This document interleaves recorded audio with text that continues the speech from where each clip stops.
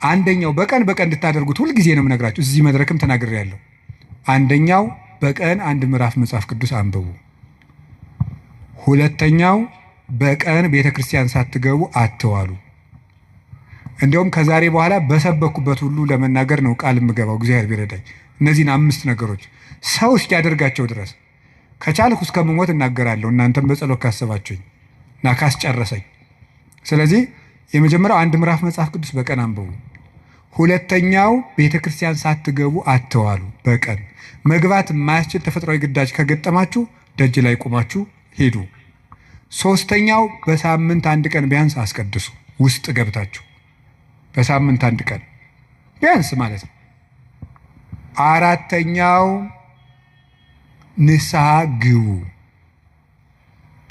ግቡ። ንስሐ እንዲያውም ምንድን ነው የምትባለው?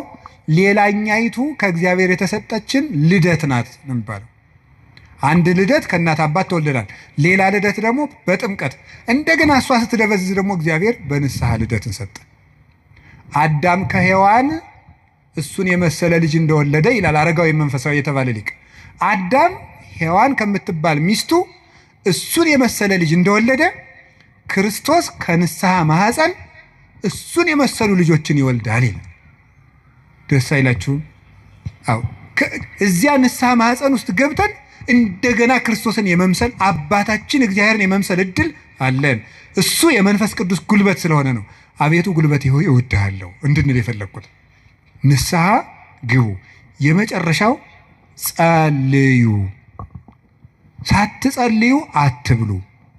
ሳትጸልዩ እቤት አትውጡ። ብትችሉ ስግደት ስገዱ።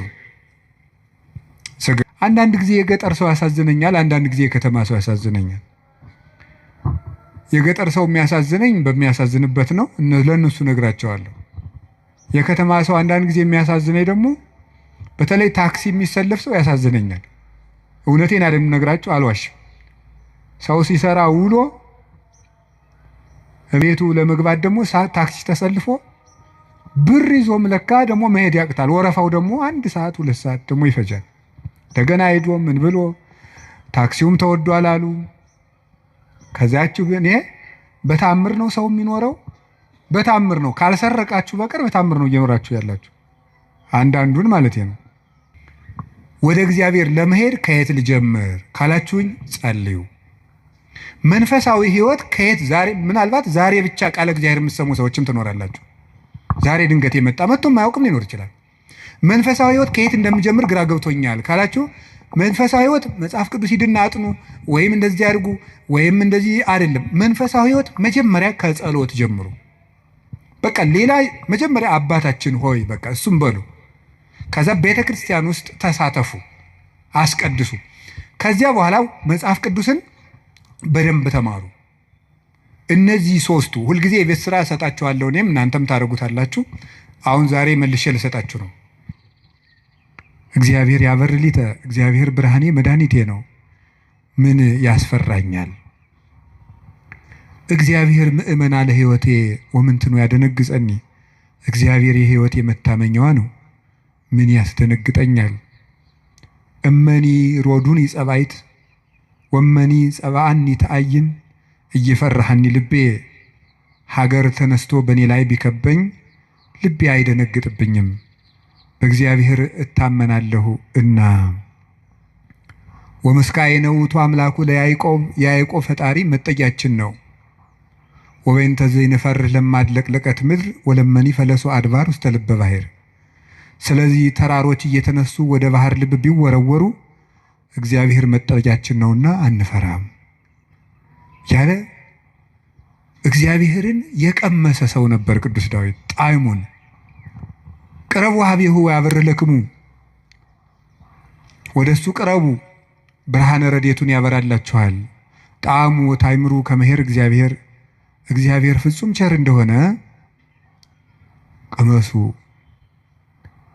እግዚአብሔርን ከመውደዱ የተነሳ ቅዱስ ዳዊት አሐተ ሰአልክዎ ለእግዚአብሔር፣ እግዚአብሔርን አንዲት ነገር ለመልኩት ወኪሐስስ፣ እሷንም እሻለሁ፣ እግዚአብሔርን ደስ የሚያሰኘውን ነገር አውቅ ዘንድ በቤተ መቅደሱም አገለግለው ዘንድ። ቅዱስ ዳዊት እግዚአብሔርን ከመውደዱ የተነሳ ለእግዚአብሔር ልጅ ብቻ ሳይሆን ጉድፍ ሆኖ መጣልን ሳይቀር ይወድ ነበር። ጥቀ ፍቁር አብያቲከ እግዚኦ እግዚእ ኃያላን ተፈሳሐት ነፍሴ በአፍቅሮ አይጻዳቲከ። የኃያላን መላእክት ፈጣሪ እግዚአብሔር ሆይ ማደሪያዎችህ ቤተ መቅደሶችህ እንደምን የተወደዱ ናቸው። ሰውነቴ ቤተ መቅደስን በመውደድ ደስ አላት። አብደርኩ እትገደፍ ውስተ ቤተ እግዚአብሔር ምንበር ውስተ ቤተ ኃጥአን። በኃጥአን ድንኳን ቤት አዳራሽ ተመችቶኝ ከሚኖር በእግዚአብሔር ቤት ብጣል እንኳ ደስ ይለኛል ይላል ቅዱስ ዳዊት።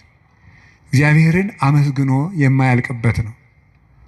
በተስፋ ባሕቲትከ አኅደርከኒ፣ በአንተ አለኝታ አንተ ብቻ ባለኝታ አሳደርከኝ።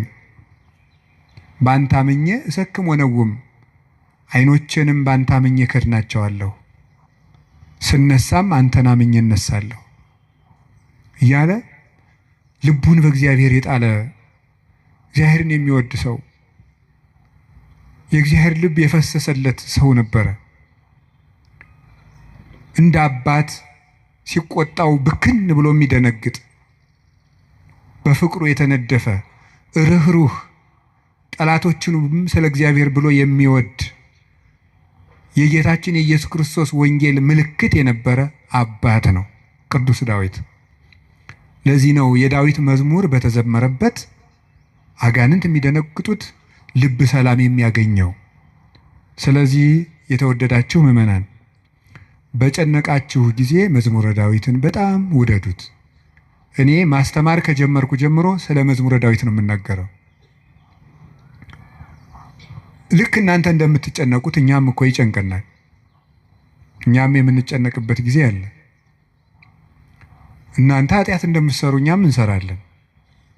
በተጨነቅን ጊዜ ግን የምናርፈው ከዳዊት መዝሙር አንዱን በመዘመር ነው። እንዲያውም እናንተ ጥሮች ናችሁ፣ እድለኞች ናችሁ። እናንተ ቢጨንቃችሁ ወደ አንድ ቄስ ሄዳችሁ ትናዘዛላችሁ። ቄስ ሲጨንቀው ግን ወደ ማን ይሄዳል? ጳጳሱ ቢጨንቃቸው ከፓትርያርኩ ይሄዳሉ። ፓትርያርኩ ቢጨንቃቸው የት ይሄዳሉ? በወንበር መቀመጥ ዕዳ ነው። አባት መሆን ሌላውን አጽናንቶ ራስ መጽናኛ ደግሞ ይቸግራል። የዚያን ጊዜ መጽናኛ የቅዱስ ዳዊት መዝሙር ነው።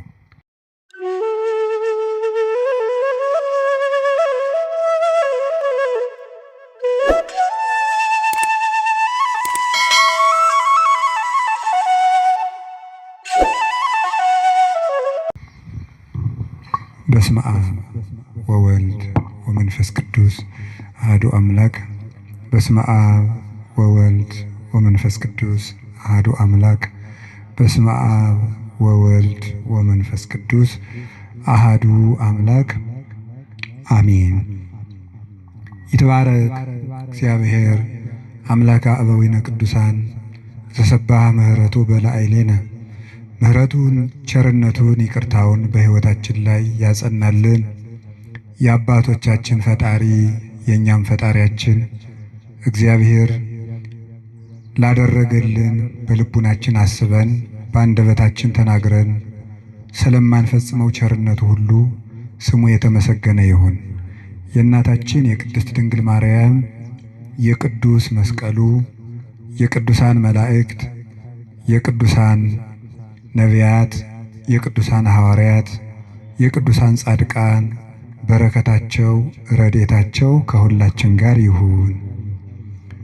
የተወደዱ አባታችን ክቡር መላከ ገነት መዝገቡ ላቀው የዚህ ታላቅ ደብር አስተዳዳሪ፣ ክቡር መምህራችን መጋቢ ብሉይ መምህር ኤልያስ የዚህ ደብር የስብከተ ወንጌል ክፍል ኃላፊ፣ የተከበሩ ወንድማችን ሊቀ መዘምራን ቴዎድሮስ ዮሴፍ፣ አሁን የዘመሩት ወንድማችንም ሌሎችም በቅድስት ቤተ ክርስቲያን አገልግሎት ውስጥ እንደ አቅማችሁ የምታገለግሉ ምዕመናን ሁሉ፣ አባቶቻችን ሊቃውንት፣ በቅድሚያ ካህናት፣ ዲያቆናት፣ የእግዚአብሔር ቤተሰቦች ሁላችሁ አሁን ዘመኑ በፈጠረው በማስተላለፊያ መንገድ በሌላም ቦታ ሆናችሁ የእግዚአብሔርን ቃል የምትሰሙ ምእመናን ሁላችሁም ክርስቶስ ተንሥአ እሙታን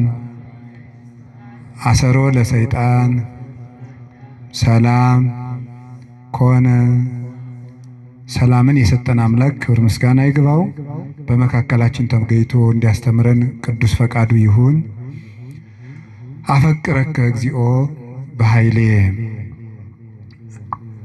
ጉልበቴ ሆይ እወድሃለሁ በሚል ርዕስ ነው የምንማማረው። የቅዱስ ዳዊት መዝሙር 17 ቁጥር 1 ላይ የምናገኘው ኃይለ ቃል ነው። እስኪ ሁላችሁም አቤቱ ጉልበቴ ሆይ እወድሃለሁ በሉ። ደግማችሁ በሉ። አቤቱ ጉልበቴ ሆይ እወድሃለሁ በሉ። ሶስተኛ አቤቱ ጉልበቴ ሆይ እወድሃለሁ። እሺ መዝሙር 17 ቁጥር 1 ላይ ቅዱስ ዳዊት የተናገረው ኃይለ ቃል ነው። ሁላችሁም እንደምታውቁት ቅዱስ ዳዊት የእግዚአብሔር ፍጹም ወዳጅ ነው። በእንባው የሚታወቅ አባት ነው።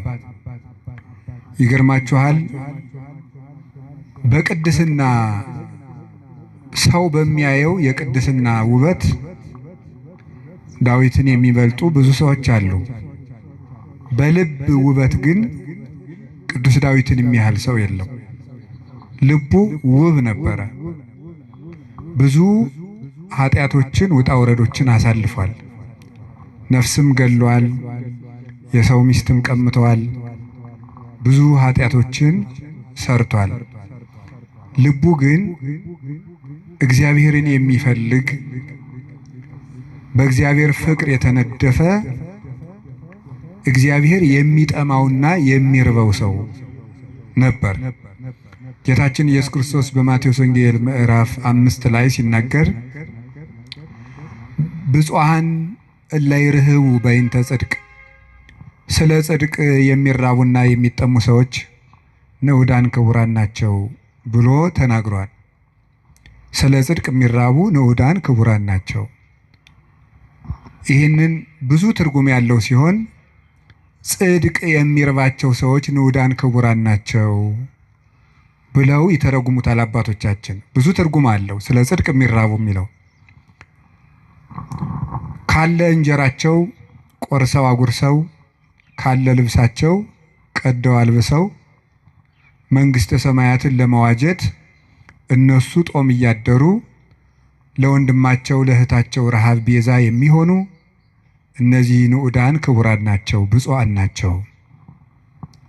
ሰውነታቸውን ለመግታት ቀንሰው ከፍለው በመመገብ እየጾሙ የሚራቡ ንዑዳን ክቡራን ናቸው።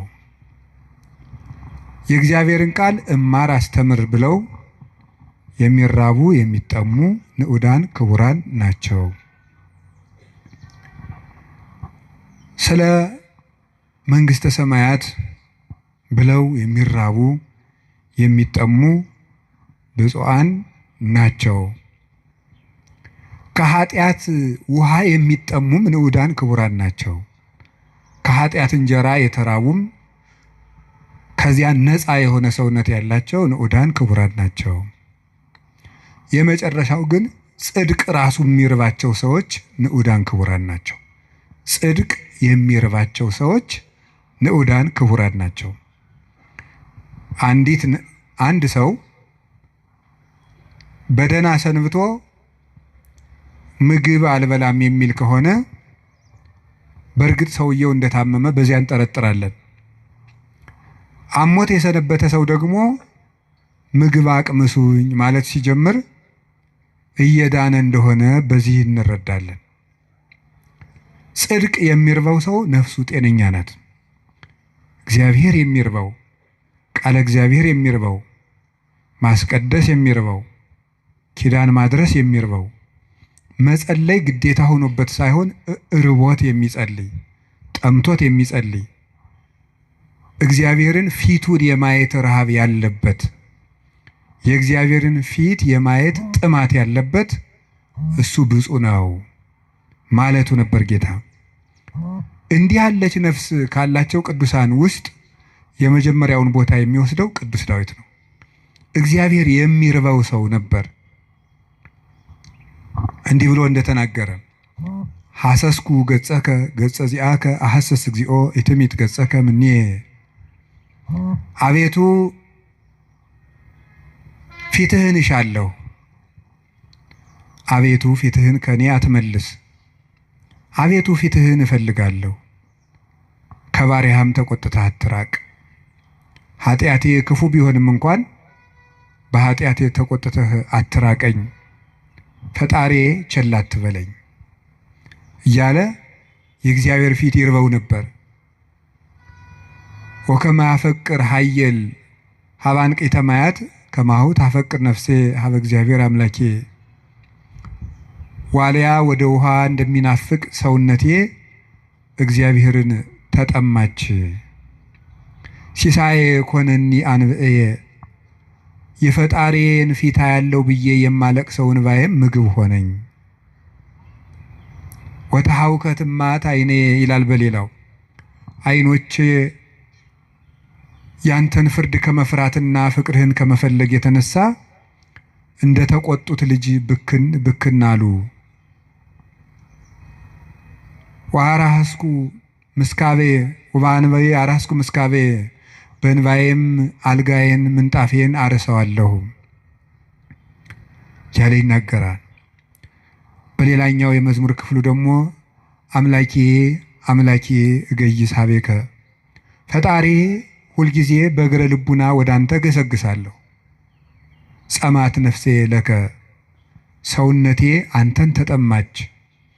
ማይዜ እበጽሕ ወእሬይ ገጾ ለአምላኬ ደርሼ የፈጣሪን ፊት የማየው መቼ ነው ይላል። እስከ ማይዜኑ ጊዜው ተረሳአኒ ለግሙራ አቤቱ ፈጣሪ እስከ መቼ ትዘነጋኛለህ? ደክማ አይንቴ እንዘ ይብላ ማይዜ ትመጽእ ሀቤ ዓይኖቼ መቼ ወደ እኔ ትመጣለህ እያሉ አንተን በመጠባበቅ ፈዘዙ ደከሙ። ማይዜ ትመጽእ ሀቤ ወደ እኔ የምትመጣ መቼ ነው? ወአሐውር በየዋህተ ልቤ ማእከለ ቤቴ አንተን በመጠበቅ በልቡና ቀንነት ጸንቼ እጠብቅሃለሁ። እግዚአብሔር እድል ፈንታዬ ጽዋ ተርታዬ ነው። ያለ እግዚአብሔር ምግቡ፣ እግዚአብሔር ልብሱ፣ እግዚአብሔር መጠጡ ነበር። ፈጣሪ ወበምስካቤኒ እዜከረከ ሳንቀላፋም አንተን እያሰብኩ አንቀላፋለሁ፣ በመኝታዬም አስብሃለሁ። ፈጣሪ አንተ ብከ ተገደፍኩ እማይጸን በእናቴ ማህፀን በአንተ አምኜ ተጣልኩኝ። አንተ አምላኬም ከርሰ አምላኬ ፈጣሪ በእናቴ ማህፀን ሳለሁ አንተ አምላኬ ነህ። እናቴ የበላችው ተጭኖ የጠጣችው አንዝዞ እንዳይገለኝ የጠበቅከኝ ከእናቴ ማህፀን ጀምሮ አባቴና እናቴ የእውነተኛ ረዳቴ መጠጊያዬ አንተ እግዚአብሔር ነህ። እግዚአብሔር ብርሃኔና መድኃኒቴ ነው። እግዚአብሔር ያበርሊተ እግዚአብሔር ብርሃኔ መድኃኒቴ ነው። ምን ያስፈራኛል? እግዚአብሔር ምእመና ለሕይወቴ ወምንትኑ ያደነግጸኒ እግዚአብሔር የሕይወቴ መታመኛዋ ነው። ምን ያስደነግጠኛል?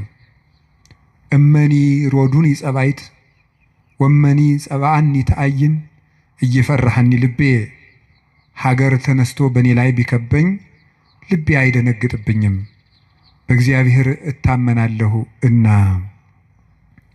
ወምስካየ ውእቱ አምላኩ ለያዕቆብ የያዕቆብ ፈጣሪ መጠጊያችን ነው። ወበእንተ ዘይንፈርህ ለማድለቅለቀት ምድር ወለመኒ ፈለሶ አድባር ውስተ ልበ ባሕር።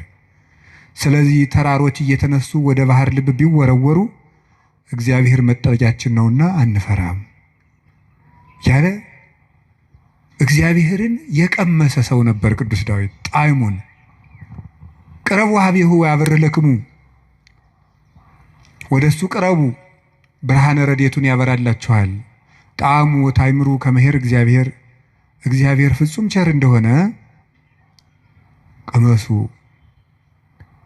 እግዚአብሔርን ከመውደዱ የተነሳ ቅዱስ ዳዊት አሐተ ሰአልክዎ ለእግዚአብሔር፣ እግዚአብሔርን አንዲት ነገር ለመልኩት፣ ወኪሐስስ እሷንም እሻለሁ፣ እግዚአብሔርን ደስ የሚያሰኘውን ነገር አውቅ ዘንድ በቤተ መቅደሱም አገለግለው ዘንድ። ቅዱስ ዳዊት እግዚአብሔርን ከመውደዱ የተነሳ ለእግዚአብሔር ልጅ ብቻ ሳይሆን ጉድፍ ሆኖ መጣልን ሳይቀር ይወድ ነበር። ጥቀ ፍቁር አብያቲከ እግዚኦ እግዚእ ኃያላን ተፈሳሐት ነፍሴ በአፍቅሮ አይጻዳቲከ። የኃያላን መላእክት ፈጣሪ እግዚአብሔር ሆይ ማደሪያዎችህ ቤተ መቅደሶችህ እንደምን የተወደዱ ናቸው። ሰውነቴ ቤተ መቅደስን በመውደድ ደስ አላት።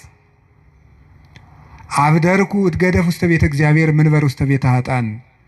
በኃጥአን ድንኳን ቤት አዳራሽ ተመችቶኝ ከሚኖር በእግዚአብሔር ቤት ብጣል እንኳ ደስ ይለኛል ይላል ቅዱስ ዳዊት። እግዚአብሔርን አመስግኖ የማያልቅበት ነው። በተስፋ ባሕቲትከ አኅደርከኒ፣ በአንተ አለኝታ አንተ ብቻ ባለኝታ አሳደርከኝ። በአንተ አምኜ እሰክም ወነውም፣ ዓይኖቼንም በአንተ አምኜ እከድናቸዋለሁ። ስነሳም አንተን አምኜ እነሳለሁ እያለ ልቡን በእግዚአብሔር የጣለ እግዚአብሔርን የሚወድ ሰው፣ የእግዚአብሔር ልብ የፈሰሰለት ሰው ነበረ። እንደ አባት ሲቆጣው ብክን ብሎ የሚደነግጥ፣ በፍቅሩ የተነደፈ ርኅሩህ፣ ጠላቶቹንም ስለ እግዚአብሔር ብሎ የሚወድ የጌታችን የኢየሱስ ክርስቶስ ወንጌል ምልክት የነበረ አባት ነው ቅዱስ ዳዊት። ለዚህ ነው የዳዊት መዝሙር በተዘመረበት አጋንንት የሚደነግጡት፣ ልብ ሰላም የሚያገኘው። ስለዚህ የተወደዳችሁ ምእመናን በጨነቃችሁ ጊዜ መዝሙረ ዳዊትን በጣም ውደዱት። እኔ ማስተማር ከጀመርኩ ጀምሮ ስለ መዝሙረ ዳዊት ነው የምናገረው። ልክ እናንተ እንደምትጨነቁት እኛም እኮ ይጨንቀናል። እኛም የምንጨነቅበት ጊዜ አለ። እናንተ ኃጢአት እንደምትሰሩ እኛም እንሰራለን። በተጨነቅን ጊዜ ግን የምናርፈው ከዳዊት መዝሙር አንዱን በመዘመር ነው። እንዲያውም እናንተ ጥሮች ናችሁ፣ እድለኞች ናችሁ። እናንተ ቢጨንቃችሁ ወደ አንድ ቄስ ሄዳችሁ ትናዘዛላችሁ። ቄስ ሲጨንቀው ግን ወደ ማን ይሄዳል? ጳጳሱ ቢጨንቃቸው ከፓትርያርኩ ይሄዳሉ። ፓትርያርኩ ቢጨንቃቸው የት ይሄዳሉ? በወንበር መቀመጥ ዕዳ ነው። አባት መሆን ሌላውን አጽናንቶ ራስ መጽናኛ ደግሞ ይቸግራል። የዛን ጊዜ መጽናኛ የቅዱስ ዳዊት መዝሙር ነው። ያልሆነ ሰው ስልክ ቢደውልላችሁ ማለት ሰው ስልክ ደውሎ ቢያስፈራራችሁ፣ ሰው በስልክ ቢሰድባችሁ፣ ያመናችሁት ቢከዳችሁ፣ አደጋ ወደ እናንተ እየመጣ እንደሆነ ብትሰሙ ከዳዊት መዝሙር አንድ አውጥታችሁ አንብቡ። እዚህ የመጣችሁት ለሕክምና ነው እንጂ እንደ አሬዮስፋጎስ አደባባይ የሚባል አለ ግሪክ ውስጥ። ዛሬ ምን አዲስ ፍልስፍና ይነገር ይሆን ተብሎ ህዝቡ ሁሉ አዲስ ወሬ ለማዳመጥ የሚሄድበት ነው። ስለዚህ መምህር ገሌ ምን ይሰብክ ይሆን ብላችሁ መቼስ አልመጣችሁም። ከብዙ ስራችሁ፣ ከጠበበ ሰዓታችሁ፣ ምናልባትም አንዳንዶቻችሁ ለመኖር ከተቸገራችሁበት ሳንቲማችሁ በታክሲ አውጥታችሁ ነው የምትመጡት። ይህንን እረዳለሁ። እኔ አንዳንድ ጊዜ የገጠር ሰው ያሳዝነኛል፣ አንዳንድ ጊዜ የከተማ ሰው ያሳዝነኛል። የገጠር ሰው የሚያሳዝነኝ በሚያሳዝንበት ነው፣ ለእነሱ ነግራቸዋለሁ። የከተማ ሰው አንዳንድ ጊዜ የሚያሳዝነኝ ደግሞ በተለይ ታክሲ የሚሰለፍ ሰው ያሳዝነኛል። እውነቴን አይደለም ነግራችሁ፣ አልዋሽም። ሰው ሲሰራ ውሎ ቤቱ ለመግባት ደግሞ ታክሲ ተሰልፎ ብር ይዞም ለካ ደግሞ መሄድ ያቅታል። ወረፋው ደግሞ 1 ሰዓት 2 ሰዓት ደግሞ ይፈጃል። እንደገና ሄዶ ምን ብሎ ታክሲውም ተወዷል አሉ። ከዛችሁ ግን ይሄ በታምር ነው ሰው የሚኖረው፣ በታምር ነው። ካልሰረቃችሁ በቀር በታምር ነው እየኖራችሁ ያላችሁ። አንዳንዱን ማለት ነው። እና በዚህ ሁሉ ነገር መሃል የመጣችሁት ለሕክምና ነው። ሊታከም የሄደ ሰው የታዘዘለትን መድኃኒት ሲውጥ ነው ድህነት የሚያገኘው። አሁን የምነግራችሁን ነገር አድርጉት፣ እረፍት ታገኛላችሁ። በተጨነቃችሁ ጊዜ ሞባይላችሁን ከፍታችሁ የሆነ ነገር ወደ ማዳመጥ አትሂዱ። መዝሙረ ዳዊት መኪና ያላችሁ ሰዎች ካላችሁ መኪናችሁ ውስጥ እቤት እንዳለ ሁሉ መኪናችሁ ውስጥ ራሱ አንዱን ችሎ የማይወርድ አንድ መዝሙረ ዳዊት ቢኖራችሁ ጥሩ ነው። የሆነ ወረፋ እንኳን እስከምትጠብቁ የነዳጅ ወረፋም ሊሆን ይችላል አላውቅም። መኪና ውስጥ ናችሁ 3 መዝሙር ዘምሩ። መስሪያ ቤት ገብታችሁ ወረፋ እስኪደርሳችሁ አንድ መዝሙርም ዘምሩ፣ የዳዊትን መዝሙር። ይገርማችኋል፣ መንገዳችሁ ሁሉ ብርሃን ይሆናል። እውነቴን ነው የምነግራችሁ። መቼም ስብከት ድራማ አይደለም። በቅድስና ሕይወታችን አባቶቻችን አንመስልም። በእውነት እኔ በግሌ ብዙ የጎደፉ ኃጢአቶች ይኖርብኛል። ግን በጸሎት በኩል ያልሞከርኩትን አልሰብክም። ስለዚህ መዝሙረ ዳዊት አጽናንቶኝ ነው እንጂ የምናገረው ያነበብኩትን አይደለም የምናገረው። የሆነውን ነው የምነግራችሁ። ይጠቅማችኋል። መዝሙረ ዳዊት አንብቡ። ሰው ላይ አትጠጉ፣ በሰውም አትሸበሩ። እግዚአብሔር ክንድ ላይ እረፉ። ያንን ደግሞ የሚሆነው መዝሙረ ዳዊት ስታነቡ ነው። ዘምሩ። የዳዊት ሲጨንቃችሁም መዝሙረ ዳዊት አንቡ፣ ደስ ሲላችሁም አንብቡ። እግዚአብሔር ደስ ሲለን እሱን ማስታወሳችንን ይፈትነናል። ሲከፋን አኩርፈን አለመውጣታችንን ይፈትነናል። ስለዚህ ሲከፋን የምንዘምር እሱ ግር እንገኝ። ምንድነው ሴት በሚያስጨንቅ ስቃይ ተወልዳለች፣ ወልዳ ስትጨርስ ከባሏ እግር ትገኛለች ይላል። ኦሪት ዘፍጥረት ያለው አይደለም? በምጥ ወልደሽ በስቃይ ወልደሽ ፈቃድሽ ወደ ባልሽ ይሁን ያለ። በስቃይ ተወልዳለች፣ ወልዳ ስትጨርቅ ከባሏ ጋር ትውላለች። ይሄ ማለት አንዲት ነፍስ በመከራ ተጨንቃም ከሙሽራዋ ክርስቶስ እግር ነው መገኘት ያለባት። ትርጉሙ ይሄ ነው፣ መንፈሳዊ ትርጉሙ። የቅዱስ ዳዊት መዝሙር ደግሜ ነው የምነግራችሁ። አሁን ምናልባት እዚህ ቤተክርስቲያን ውስጥ ተመልሼ ብመጣና ባስተምር ሌላ ቀንም ስለ መዝሙረ ዳዊት ልናገር እችላለሁ። ቅዱስ ዮሐንስ አፈወርቅ ምን ይላል? ስብከት እንዳሻሽል ከፈለጋችሁ እናንተ ያለባችሁን ችግር አሻሽሉ ብሏል። እናንተ በተመሳሳይ ሁኔታ እየኖራችሁ ተመሳሳይ ርዕስ አትስበከን አትበሉኝ። ስለዚህ የእናንተ ህይወት መጀመሪያ የነገርኳችሁን ችግር ከለቀቀ አሁን ደግሞ አዲስ ስብከት ይዤ እመጣለሁ ይላል። ስለዚህ በዚህ ዘመን ሩቅ ነገር ምንድነው ቢባል ተስፋ ነው። ተቆጥቼ መስበክን ያውን እየተውኩ መጥቻለሁ። ኑሮ ተቆጥቶት ይሄ ሰው ጦርነት ተቆጥቶት ምን እናርገው ብዬ ዝም ብዬ ተስፋ ነው የምነግራችሁ። እና ለተስፋ ደግሞ የቅዱስ ዳዊት መዝሙር ፍጹም መሰላል ነው። ምዕመናን ፈትኑና ውቀሱኝ። ማታ ማታ አንድ መዝሙረ ዳዊት ድገሙ። ከመተኛታችሁ በፊት እንደው 1 ሰዓት 2 ሰዓት 3 ሰዓት በቃ ከስልካችሁ ፍሪ መሆን አለባችሁ። ስለዚህ መዝሙረ ዳዊት አንብቡ።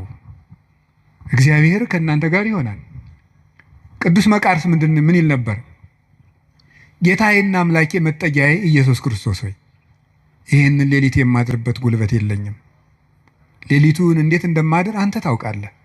አንተ ከኔ ጋር ሁን፣ በፈቃድህ አሳድረኝ ብሎ ይጸልይ ነበር። ስለዚህ የቅዱስ ዳዊትን መዝሙር ጸልያችሁ አንብባችሁ ተኙ። ማለዳችሁን እግዚአብሔር ማታውን የቀደሰ ሰው ማለዳውን ይቀድሳል። ማታችንን ካበላሸ ነው ማለዳችንም ይበላሻል። ማለዳችን ከተበላሸም ማታችን ይበላሻል። ማለዳም በመዝሙረ ዳዊት እንጀምር ሲሆን አንዳንድ መዝሙራትን በቃላችሁ አጥኑ። ስንት ነገር ተሸመድዶ የለ እንዴ? ሐሜት እኮ አሁን ስንት ሰው ያውቃል ሰው። እኔ እንደው አንዳንድ ጊዜ ይገርመኛል ሰው ወሬ እንዴት አድርጎ እንደሚይዝና ቃለ እግዚአብሔር አጥና ሲሉት ግን ወራ ይዘው ሐሜት ግን በ5 ደቂቃ ስንት ሐሜት ይሸመድዳል። አጥኑ መዝሙረ ዳዊት መጠጊያችሁን እግዚአብሔር አድርጉ እና ቅዱስ ዳዊት በረከተ እግዚአብሔር የሞላበት ፍጹም የፍቅር ሰው ነበረ። ሰውንና እግዚአብሔርን ይወድ ነበር እላችኋለሁ። የቅዱስ ዳዊት በረከቱና ረድኤቱ አሸናፊነቱ ጭምር ከሁላችን ጋር ይሁን። ቅዱስ ዳዊት ጠላቶቹ ሁሉ ተሸንፈውለት እረፍት ካገኘ በኋላ የዘመረው መዝሙር ነው ይባላል። መዝሙር 17 ጠላቶች ሁሉ አርፈውለት የዘመረው መዝሙር ነው ይላል። በእኛም ላይ የሚነሳብንን ነገር ሁሉ እግዚአብሔር ያሳርፍልን፣ እረፍት ይስጠን መድኃኔዓለም። ስለዚህ ምን አለ? አቤቱ ጉልበቴ ሆይ ተናገሩ እንጂ በሉ ሁላችሁ። እኔን መሰላችሁ እንዴ? እግዚአብሔርን እኮ ነው በሉ። እሺ አቤቱ ጉልበቴ ሆይ በሉ። እሺ ማን ነው እንደዛ የሚለው? እግዚአብሔርን። በጣም የሚያስደንቅ ነገር ነው። እኔ እንግዲህ 3-4 ነጥቦችን ልንገራችሁ። እግዚአብሔር ለምንድን ነው ጉልበት የሚባለው የሚለውን ለምነግራችሁ። አፈቅረክ እግዚኦ በኃይሌ፣ ኃይልን ስላደረክልኝ አመሰግንሃለሁ ነው የሚለው። ኃይልን ስላደረክልኝ አመሰግንሃለሁ። ግዕዙ እንደዛ ብሎ ይፈታዋል አንድምታችን። አንድም ስላደረክልኝ ኃይል አመሰግንሃለሁ፣ አንድም ኃይልን የምታደርግልኝ ነህና አመሰግንሃለሁ። ያለፈውንም የሚመጣውንም እስካሁን ኃይልን ስላደረክልኝ አመሰግንሃለሁ፣ ነገም ኃይልን ስለምታደርግልኝ ቀድሜ አመሰግንሃለሁ። ሲናገር እግዚአብሔር ኃይልዬ ወፀወኔ ወመዳኔ፣ እግዚአብሔር ኃይልዬ፣ እግዚአብሔር መጠጊያዬ፣ እግዚአብሔር መድኃኒቴ ነው ይላል። እግዚአብሔር ኃይሌ ነው፣ እግዚአብሔር መጠጊያዬ አምባዬ ነው፣ እግዚአብሔር መድኃኒቴ ነው።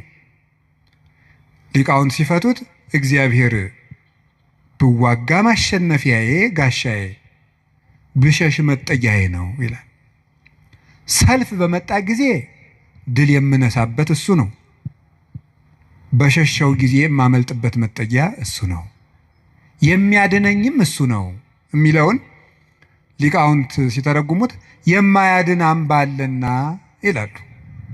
የማያድን አምባ አለና እግዚአብሔር ግን የሚያድን አምባ ነው ይላል። ብዙ ሰዎች የተጠጉበት አምባ ሁሉ አላዳናቸውም። አይታችሁ እንደሆነ ማለት ነው።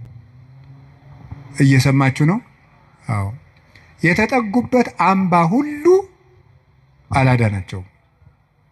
እንዲያው ብዙ ሰዎችን ሰው ሲያሰቃዩ የነበሩ ነገስታትን ሁሉ አንዳንድ ጊዜ ነገስታትን፣ ኃያላን ሰዎች፣ ንፉግ ባለጸጎች፣ እነዚያን ሁሉ ታሪክ እንደው ቁጭ ብዬ ሳስበው ብዙዎቹ ያ ነገራቸው እንዳጠፋቸው ነው የምታዩት። ጉድጓድ ውስጥ ከተማ ሰርተው የሚኖሩትን ሁሉ መርምሮ አውጥቶ አንጠልጥሎ የሚገል ጥሎባቸዋል። ሁሉንም ማለት ነው። የማያድን አምባ አለና 100 ኪሎ ሜትር የምድር ውስጥ ከተማ ቢሰራ አንድ ሰው አይድንም። እግዚአብሔር ፊት ከሆነ ግን መሃል ላይ እዚህ መሃል ከተማ ላይ ምንም አይሆንም። በህዝብ መሃል ተሰውሮ ምንም አይሆንም። ዛሬ አቡነ ገብረ መንፈስ ቅዱስ ናቸው እንደምታውቁት። አቡነ ገብረ መንፈስ ቅዱስን አንዱ መነኩሴ ሂድና ጾም እንዲህ ያለ ቤተክርስቲያን ቅዳሴ ቀድሰን አሉት። አይ እንዴት አድርጎ ይሆናል? መነኩሴው በአብይ ጾም ከተማ ለከተማ እየዞረ ይሉኛል አሉ። ምዕመናን ከባዶች ናቸው እኮ ለማማት አይደለም። እኔ ግን ምዕመናን አንድ ነገር መናገር እፈልጋለሁ። እሱ ምንድን ነው? እኔ አሁን እግዚአብሔር ጸሎታችን አልሰማን ያለ የሚመስለን በካህናት ላይ ያላችሁ እምነት እየቀነሰ ስለመጣ ነው። እውነት ነው፣ እኛ ኃጢአት እንሰራለን። ግን ኃጢአታችን ለራሳችን ትታችሁት እናንተ በእግዚአብሔር ብታምኑ ትጠቀሙ ነበር። ግን ነውር ለቃሚ ሆናችኋል። ከዚያ የተነሳ አትጠቀሙ። እኔ አሁን ሰሞኑን አይቻለሁ የሄድኩበት ሀገር ገብቶ ይቀድሳል። ቀድሶ ሲወጣ ሲጋራ እያጨሰ ነው የሚሄድ ቄሱ። አሁን የኢትዮጵያ ካህናት ይሄን ብታየው አትሰቅሉንም? መሀል ከተማ ላይ አይ ጳጳስ ሲያጨስ ነው አይቻለሁ። ጳጳስ እያጨሰ ምን ትላላችሁ እስቲ? አሁን ጳጳሱ ሲጋራ እያጨሰ ቡል እኔ ጳጳሳት ያጭሱ የሚል አዋጅ አልናገሩም። እነሱም አይሰሙኝም ብል ራሱ እነሱም አይሰሙም። የእኛ ጳጳሳት እኔ አያደርጉም አይሰሙም። ግን ማለት የፈለግኩት ሲጋራውን ቡል እያደረገ መጥተው እጁን ሳም አድርገው ትሄዳሉ ምዕመናን። እኔ ባይኔ እኮ ነው ያየሁት። ትናንት ራሱ አይቻለሁ። ዛሬ ጠዋት ነው የገባሁት። እነሱ እንደዛ ነው የሚያደርጉት።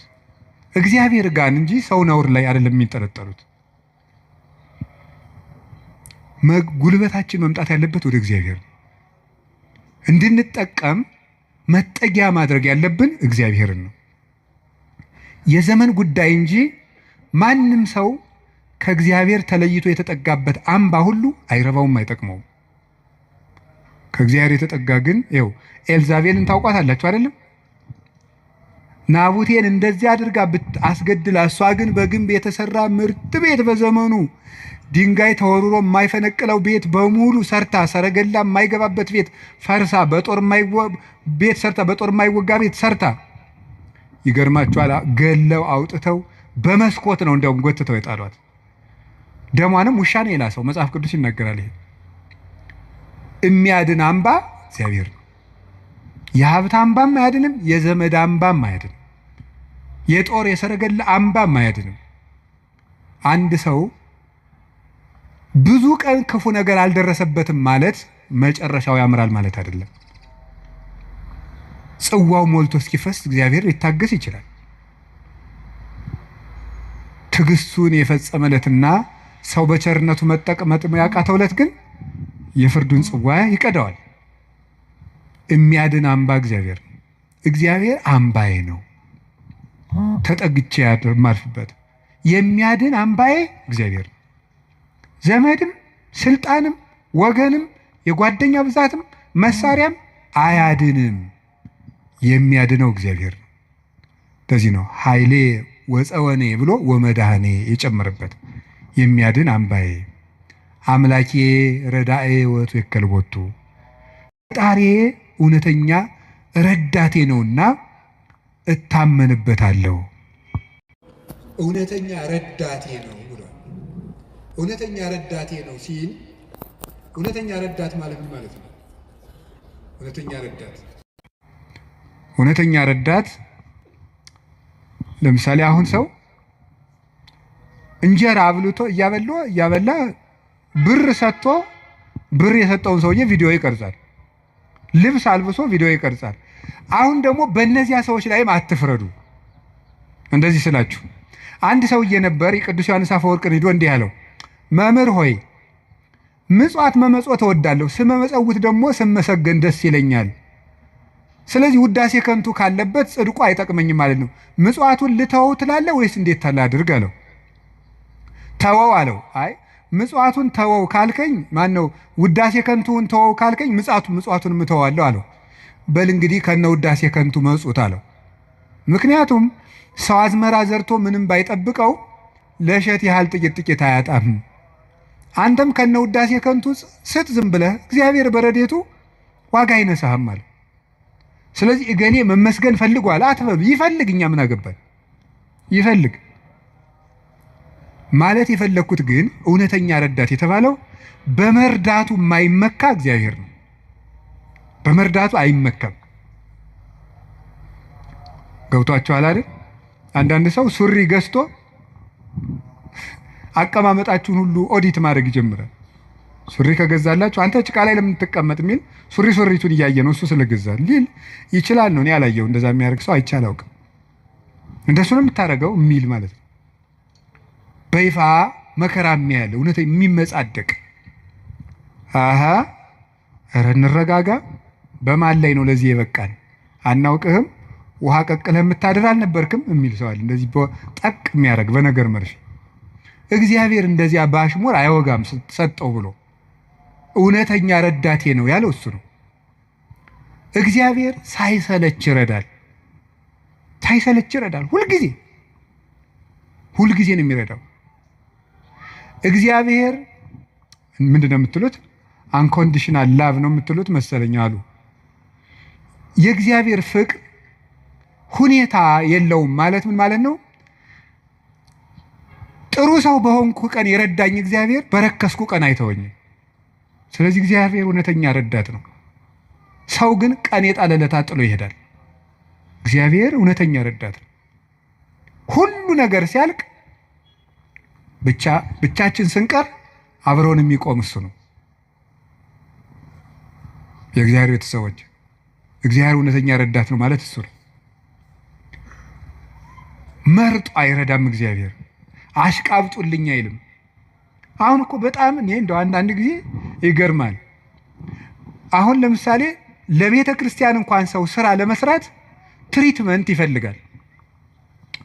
እንዲህ ይባላል እኒህ አቶ ገሌ በእውነቱ ለዚህ ቤተክርስቲያን ዋና ቀኝ እጅ ናቸው ካልተባለ ደስ አይለውም ሰው። ይሁን እኔ እንግዲህ እዚህ የዚህን ደብር አላልኩም፣ ኦል ኦቨር ዘ ወርልድ ነው። ገብታችኋል አይደለም?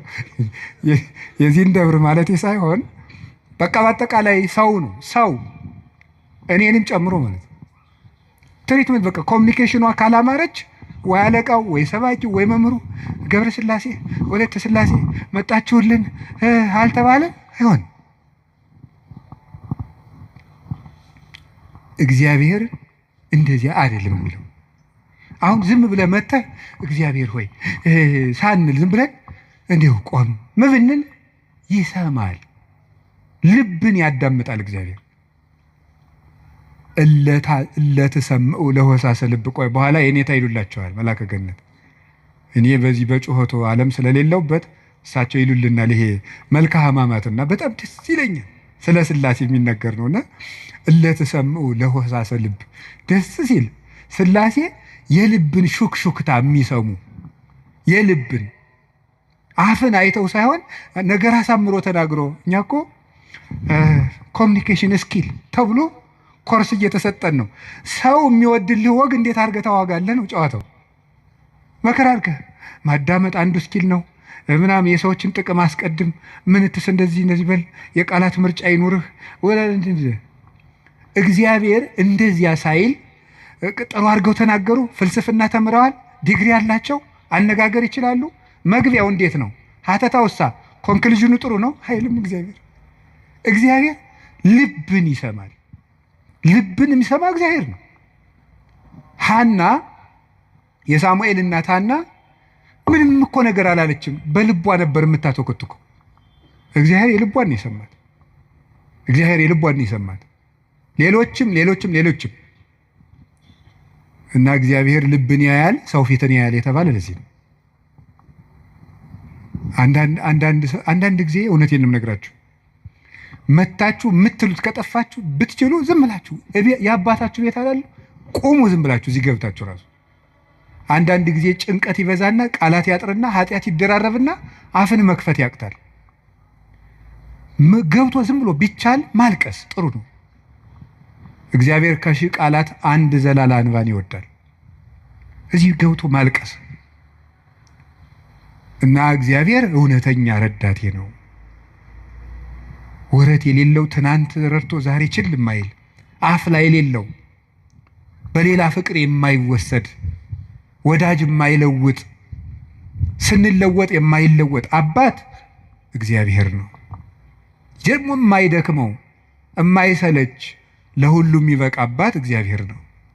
እኔ ለምሳሌ አሁን እንዳንድ የቤተ ክርስቲያን መነኩሴ አሁን ለምሳሌ 3 ሰዎች ሊያነጋግሩ ቢፈልጉ 3 ሰዎች እንዳነጋገርኩ መሽቷል ደህና ደሩ ቤት። እግዚአብሔር ይህን ሁሉ ሰው በአንድ ጊዜ ይሰማል። ታዲያ እውነተኛ ረዳት አይደለም ነው? አንድን የቤተ ክርስቲያን አባት በጣም ትልቅ ሰው ቢሆን ሁልጊዜ ከሌሊቱ 6 ሰዓት ብትደውሉበት አንተ ስራ የለህም ስርዓት አትይዝም በዚህ ሰዓት ይደወላል ሊሉ አይችሉም? ይላሉ። እግዚአብሔር መንፈቀ ሌሊት ብንጠራው አለ። እግዚአብሔር ሊነጋ ሲል ብንጠራው አለ። እግዚአብሔር የትም ሆነን ብንጠራው አለ።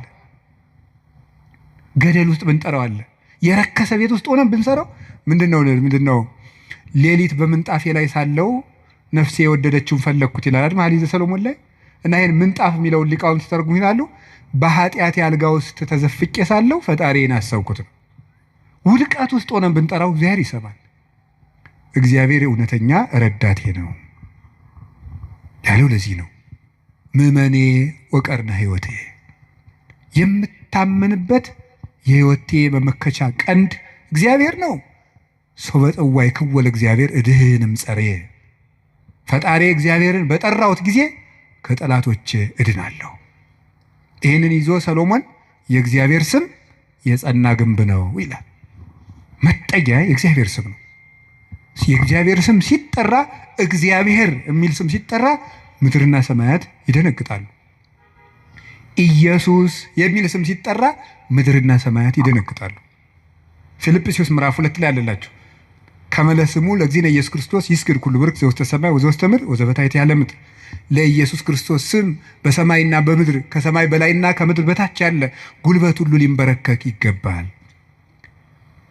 ለአንድ መነኩሴ ገዳም ሲገባ ከሚሰጠው ትምህርት አንዱ የኢየሱስ ክርስቶስን ስም መላልሰ መጥራትን አታቋርጥ ነው የሚባለው። የኢየሱስ ክርስቶስን ስም ኢየሱስ ክርስቶስ ጌታዬ ኢየሱስ ክርስቶስ ሆይ ማረኝ ብዙ ቀን እናገራለሁ። እንዲህ ኢየሱስ ክርስቶስ የሚለው ስም ዝም ብሎ የሚቀር ስም አይደለም። ዲያብሎስ የሚፈራው ኢየሱስ የሚለውን ገና ሳይጨርሰው ቅዱስ እንጦንስ ነበር የከበቡት አጋንንት የተበተኑት። በገድለ ቅዱስ እንጦንስ እንደተጻፈ ክርስቶስ ኢየሱስ አማኑኤል እግዚአብሔር ብሎ መጥራት ዝም ብሎ አይደለም። በፍቅር ጥሩት፣ ጉልበት ይሆናቸዋል። ስለዚህ ጉልበቴ ሆይ እወድሃለሁ ያለው ከዚህ የተነሳ ነው። የእግዚአብሔርን ስም በጠራሁት ጊዜ ከጠላቶች እድናለሁ። ፈሪ አትሁኑ፣ ጠንቋይ አትፍሩ። ውሸታም ነው ጠንቋይ፣ አትፍሩ። ምናልባት እደግምባችኋለሁ ምናምን ቢል ምንም አትፍሩ። አሁን ይሄ ድሮማ ምን ያደርገ ይሄ ጠንቋዩ ሁሉ ጨው በቂጣ ቅቤና በርበሬ አንድ ላይ ሆኖ በገጠር በነገራችሁ ላይ ጨው የሚባል በርበሬ ነው እና በጣም ይገርማል። እና በጨው እንጀራ በላው ካልክ ሳልት አይደለም እንትን ነው በርበሬ ነው። እና በጨውና በቅቤ ተቀብቶ ቂጣ ያንን ያዞሩና አጋንንቱ ምናምን ብለው ደጋሞ ቱቱቱቱ ብለው መንገድ ላይ በቃ እያማተበ መብላት ቄስ ተማሪ ተመስገን ይላል። በስመ አብ ወወልድ ወመንፈስ ቅዱስ ግጥም አድርጎ የሰይጣን እንጀራ የለውም። ማን አባቱ ነው ለሰይጣን እንጀራ የሰጠው? ይክርፋታም ድሃ ምንም የለውም ማምላክን። ሰይጣን ደግሞ የት አባቱ ነው እንጀራ ያለው? ደግሞ እሱ መቼ የቆፈረውን መቼ የፈጠረውን እንጀራ ነው። እንጀራን ለሰይጣን አትስጡ፣ ለምንም አትስጡ። አትደንግጡ። በእስራኤል ላይ ጥንቆላ በያዕቆብ ላይ ሟርት አይሰራም አይደለም ነው የእግዚአብሔር መጽሐፍ እንደዚህ ነው። የእግዚአብሔር ስም የጸና ግንብ ነው። እኔ ሁልጊዜ እናገራለሁ፣ የካህናት ስልጠና ስሰጥም እናገራለሁ። ምናልባት ድግምት የሚችል ሰው ካለ ጀግና እለዋለሁ፣ ይድገምብኝ ብዬ አውቃለሁ። አሁንም ይቻላል። እንደ ወንድ የሆነ ጀግና በዓለም አለ የተባለ ጠንቋይ ይድገምብኝ ብዬ አውቃለሁ። ይኸው አሁንም የምትሰሙ ካላችሁ ድገሙብኝ። እኔ በጌታችን በመድኃኒታችን በኢየሱስ ክርስቶስ ስም ፍጹም አምናለሁ። ምግባሬ ከሰው ድሃ ልሆን ይችላል። በክርስቶስ ስም ግን ቀልድ የለም። ስሙን በስመ አብ ወወልድ ወመንፈስ ቅዱስ በጠራሁት ጊዜ ውዬ ባድር አንዳች እንደማይዞረኝ አምናለሁ። እውነቴን ልነግራችሁ። አሁን እኔ ሰው በጫማ ይደገምበታል በምናምን ይችላል። እኔ ጫማዬን ትቼው ነው የምመጣው፣ ውጭ ትቼው ነው የምገባ። መድገም ይቻላል። 4 ነጥብ። ምንም አልሆነም። እናቱ ድንግል ማርያም ለእኔ መጠጊያዬ ናት። በእናትነቷ ምንም ቢሆን ከእሷ አቅፍ እጠጋለሁ። እንደዛ ከሆነ ደግሞ ምንም ሊሆን አልችልም። ስለዚህ አባ ጊዮርጊስ የተናገረው ሁልጊዜ የምወደው ቃል አለኝ። ለመኮነ ሰማይ መድሄ ወምድርኒ ማይረጸ እመተጣበቁ ለሐሪጾቴ ምንተ እንከ ይረስዩኒ ለማ አንቲ ምስሌ። ሰማይ መጅ ምድር ወፍጮ ሆነው አጣብቀው ቢፈጩኝ አንቺ ከኔ ጋር ከሆንሽ ምን እሆናለሁ? ኦግዝቴ ቅድስት ድንግል ማርያም ዘበብራይስጢ ማርያም፣ በብራይስጢ ማርያም የምትባይ እመቤቴ ቅድስት ድንግል ማርያም ሆይ ለመወልድኪ አፍቀረኒ መኑ ይጸልአኒ። ልጅሽ ከወደደኝ ማን ይጠላኛል? ፀሐይ ይሴብሐኒ ወወር ይባርከኒ ወከዋክብት ይቀድሱኒ። ልጅሽ ከወደደኝ ፀሐይ ይዘምርልኛል፣ ጨረቃም ያመሰግነኛል፣ ከዋክብት ይዘምሩልኛል። በእኔ ላይ ማንም በጠላትነት መነሳት አይችልም ይላል አባ ጊዮርጊስ። ልጅሽ ከጠላኝ ግን ማን ይወደኛል ብሏል። ሰውን ልላችሁ የፈለግኩት ፈሪ አትኑ። ጠንቋዩን ይሄ ምናምን ውሸታውን እንደዚህ የሚለውን አትስሙት። ደግም ባለው ማንም ድሪቶ የፈለገውን ቢያይ ፈሪ አትሆኑ። በሙሉ ልቤ የማምነውን ኢየሱስ ክርስቶስን እንዲህ ይናገራለሁ፣ እውነቴንም ነው። ስለዚህ እግዚአብሔር የምዋጋበት የደህንነት ቀንድ በሬ በቀንዱ እንደሚጠበቀው እኔ በእግዚአብሔር ተጠብቄ እኖራለሁ ይላል ቅዱስ ዳዊት። እግዚአብሔር ሁላችንንም ይጠብቀን፣ ከሌሊት ከሚሰብር በቀን ከሚወርጅ ያድነን መድኃኔዓለም። ሁላችን በሰላም ወጥተን እንድንገባ ይፍቀድልን። ስለዚህ ጉልበቴ ሆይ በሉ እስኪ ምን አላችሁኝ? በሉ እንጂ። ስለዚህ ጉልበቴ ማለት ኃይሌ ማለት ነው። አሁን ትንሽ ነገር ስለዚህ ተናግሬ ትምህርቴን ለመቋጨት ልሞክር። ኃይል፣ በዚህ ዓለም ላይ ኃይል የሚባሉ ብዙ ነገሮች አሉ። የኤሌክትሪክ ኃይል አለ፣ የፊዚክስ ኃይል አለ፣ ሌላም ብዙ ኃይል አለ። እነዚያን ኃይሎች እዛው ትቻቸው ግን በዚህ ደግሞ በማህበራዊ ኃይል በሚባለው ደግሞ ጥሩ ኃይሎች አሉ። እነሱ ኃይሎች ሶሻል ፓወርስ የሚባሉት እዛ ውስጥ ምን አለ? ለምሳሌ የመጀመሪያው እና አንዱ ኃይል የሚባለው የሞራል ፓወር የሚባል አለ። ሞራል ፓወር ማለት የስነ ምግባር ኃይል ማለት ነው። የስነ ምግባር ኃይል የሚባለው ሁለት ይከፈላል። የመጀመሪያው አርአያነት ይባላል። አርአያነት ብዙ ከሚናገር አንድ ድርጊት ያለው ሰው ዓለምን ይመልሳል።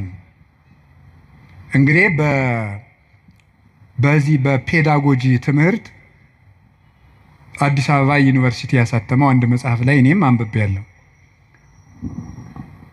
ሰዎች በመማር ማስተማር ሂደት ውስጥ መጀመሪያ የሚያስታውሱት ያዩትን ነው። መጀመሪያ ያዩትን ነው። መስማት መጨረሻ ላይ ነው። ወይም በተግባር አራቱን ባስቀምጠላችሁ ሰው የሚያስታውሰው መጀመሪያ ያደረገውን ነው፣ ቀጥሎ የተናገረውን ነው፣ ሶስተኛ ያየውን ነው፣ አራተኛ የመጨረሻ ደረጃ የሚወጣው ሰው የሚያስታውሰው የሰማውን ነው። ከዝቅተኛ ወደ ከፍተኛ በወስዳችሁ ደግሞ ሰው የሚያስታውሰው የሰማውን ነው። በዝቅተኛ ደረጃ የሚያስታውሰው የሰማውን ነው። ቀጥሎ ከሰማው ይልቅ ያየውን አይረሳም። ካየው ይልቅ የተናገረውን አይረሳም። ከተናገረው ይልቅ ያደረገውን አይረሳም የሰው ልጅ። ስለዚህ ሰውን ብዙ ከምትነግረው አሳየውን። አርአያነት ገዢ ነው እና በዓለም ላይ ትልቅ ተጽዕኖ አሳዳሪ ሀያላን ሰዎች የሚባሉት የሚያደርጉ ሰዎች ናቸው። በአርአያነት የሚያደርጉ የሚያስገድዱ ሰዎች ለጥቂት ቀን ሰው ፈርቶ ያገለግላቸዋል። አርአያ የሚሆኑ ሰዎች ግን የሰውን ልብ ሳይዋጉ ይገዛሉ ይባላል። አርአያ የሚሆኑ ሰዎች ዓለሙ ሁሉ ለምሳሌ አንድ ነገር እንገራችሁ። ቅዱስ እንጦንስን ታውቁታላችሁ አይደለም?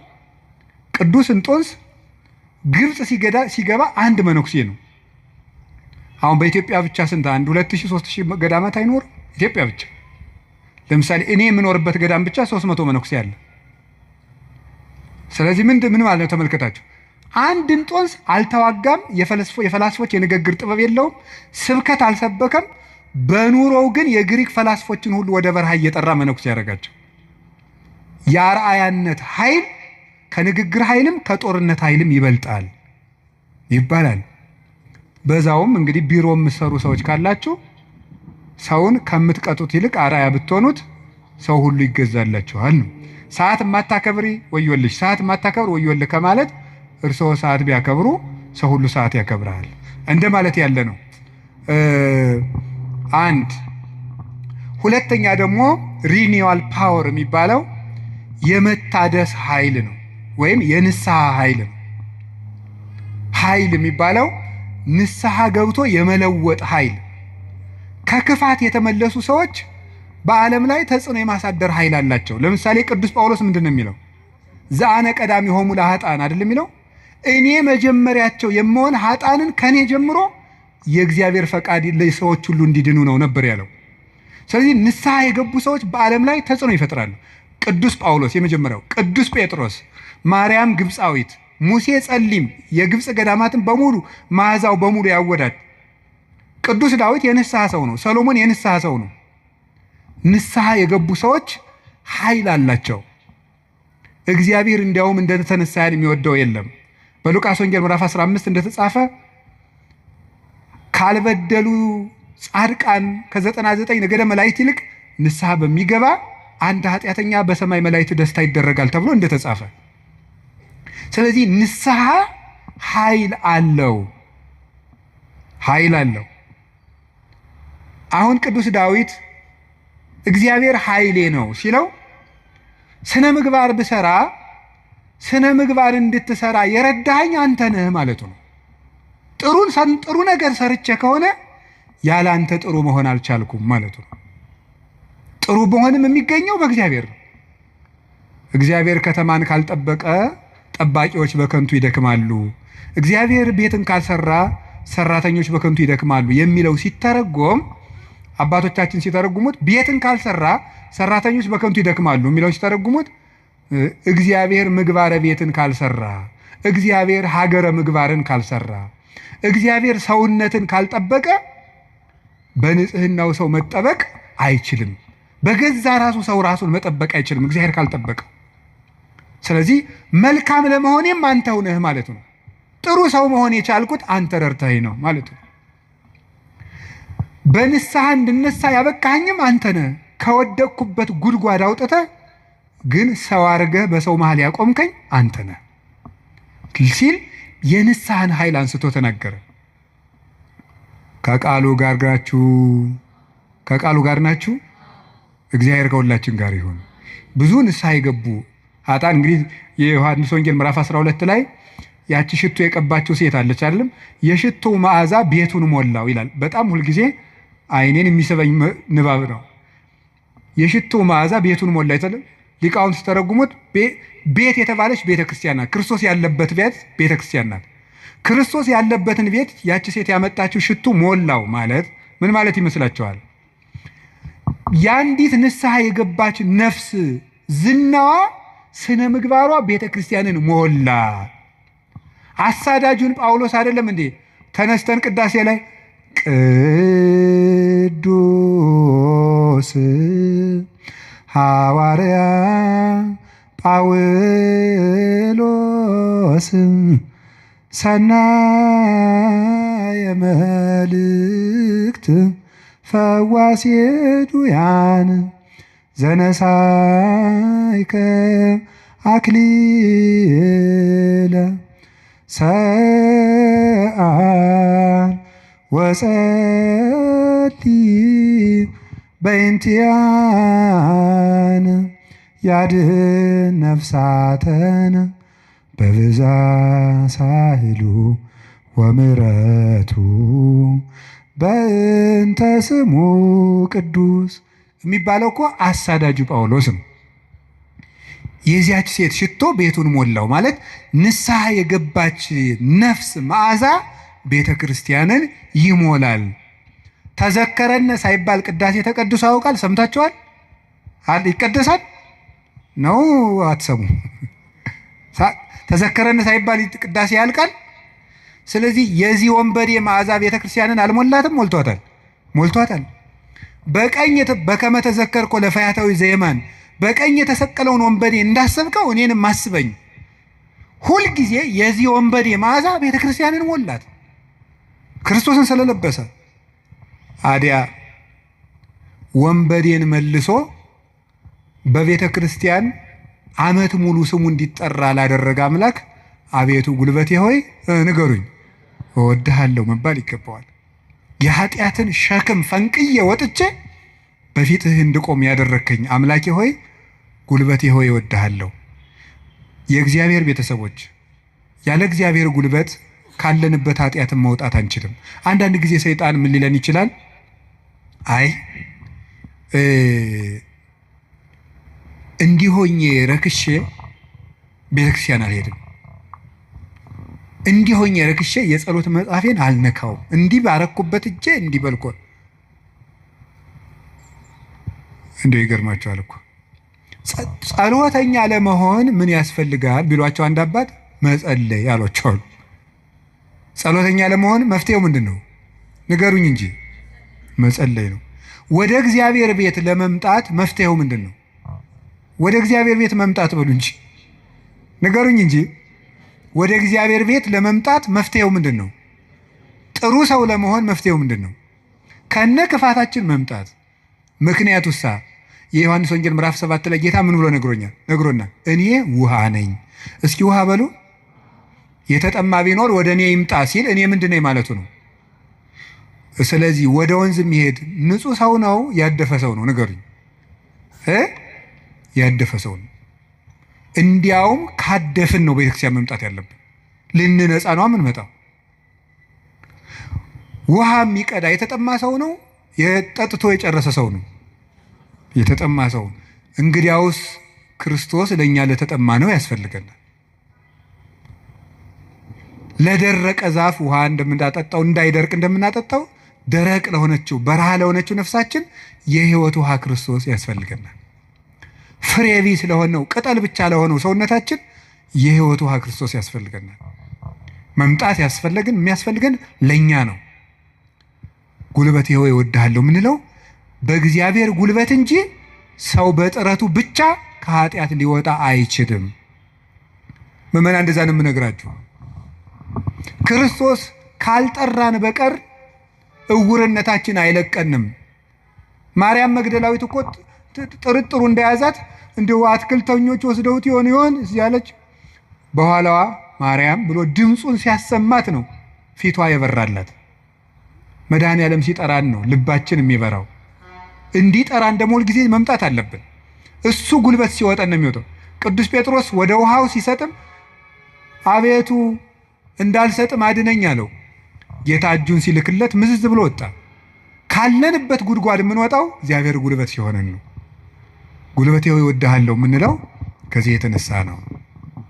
የእውቀት ኃይል የሚባል አለ። እስቲ የእውቀት ኃይል በሉ ንገሩኝ እንጂ። ስለዚህ ቅድስና ለሰሩት ለእነ አቡነ ገብረ መንፈስ ቅዱስ ጉልበታቸው ማን ነው? ንገሩኝ እንጂ። አቤት አቡነ ገብረ መንፈስ ቅዱስ 562 ዓመት ምግብ ሳይበሉ ኖረዋል። ውሃ ሳይጠጡ ኖረዋል። እግዚአብሔር አስችሏቸው ነው። ምንም ሳይበድሉ እንደ መልአክ ንጹሕ አእምሮ ነበራቸው እሳቸው። ስለዚህ ምን ብለው ይዘምራሉ? አቤቱ ጉልበቴ ሆይ። ደግሞ እኔና እናንተን የመሰሉ ኃጣንም ደግሞ አሉ። ማርያም ግብፃዊት አለች። ኢየሩሳሌም ስትሄድ በግብፅ አመንዝራ ኢየሩሳሌም ስትሄድ ደግሞ የምታመነዝርባቸው ወንዶች ልታገኝ ነው ሄደችው። ሰዎች ኢየሩሳሌም ሊሳለሙ ሲሄዱ መርከቡ ውስጥ መሳፈሪያ ሳንቲም አልያዝኩም፣ ክፈይ፣ አልከፍልም፣ እኔ ከፍላለሁ፣ እንዴ ከፈለግ ከኔ ጋር ተኛ እያለች ሰውነቷን ለመርከብ ዋጋ የምትሸጥ ሰው ነበረች። እሷ ሰው ሁሉ ወደ መቅደሱ ሲገባ ደጅ ላይ ያለ ስዕል ግን እሷን ይገፋት ጀመር በኃይል። ቆማ ስታለቅስ የእመቤታችን ስዕል አየቻት። ወደ መሐሪው ልጅሽ ንገሪልኝ አለች። ከዚያ በኋላ እንድትገባ ተፈቀደላት። ወደ ዮርዳኖስ ማዶ ሂጂ፣ በዚያም ለነፍስሽ ረፍት ታገኛለሽ አለ። ሄደች። ቤተ መቅደስ ውስጥ ቤተክርስቲያን ለመግባት ቅጥሩን ለመግባት ጉልበት ያልነበራት ግብፃዊቷ ዘማዊቷ ማርያም ክርስቶስ በምሕረት እጁ ከነካት በኋላ ግን ምን ሆነ? ቅዱስ ዞሲማስ ሲሄድ ከመሬት አንድ ክንድ ቆማ ስትጸልይ ነው ያገኛት። እንደዚች ያለችው ኃጣንም አቤቱ ጉልበቴ ሆይ እወድሃለሁ። አገርን ከማሸነፍ ልማድን ማሸነፍ ይበልጣል። ክፋትን ቆርጦ መጣል ከባድ ነው። ሰንሰለትስ ወይ ቆርጠው ይጥሉታል፣ ወይ ፈልቅቀው ይጥሉታል፣ ወይም ደግሞ ያሰሩ ሰዎች ተመልሰው በሌላ ቀን ይፈቱታል። የኃጢአት ሰንሰለትን ግን እግዚአብሔር ካረዳን መፍታት አይቻልም። እና ለዚህ ነው ቅዱስ ዳዊት ጉልበቴ ሆይ እወድሃለሁ ያለው። ለንስሐም ጉልበታችን እግዚአብሔር ነው፣ ለንጽህናም ጉልበታችን እግዚአብሔር ነው፣ ለእውቀትም ጉልበት እግዚአብሔር ነው። የእውቀት ኃይል የሚባለው እሱ ነው። እውቀት ባዶውን ሲነገር ኃይል የለውም። አንዳንድ ጊዜ ይህንን እኔም አስባለሁ። እውነት ለመናገር መቼስ ተያይዘን ከምንጠፋ አንዳችን ተናጋሪ አንዳችን ሰሚያን እንተጋገዝ ተብሎ ነው እንጂ እውነት ለመናገር እኔን የመሰለ ሰው እዚህ ቆሞ መስበክ አልነበረበትም። መስበክ ያለባቸው እንደነ ቅዱስ ዮሐንስ አፈወርቅ ያሉ ቅዱሳን መምህራን ነበሩ። ፍጹም አባት ነበር መስበክ የነበረበት።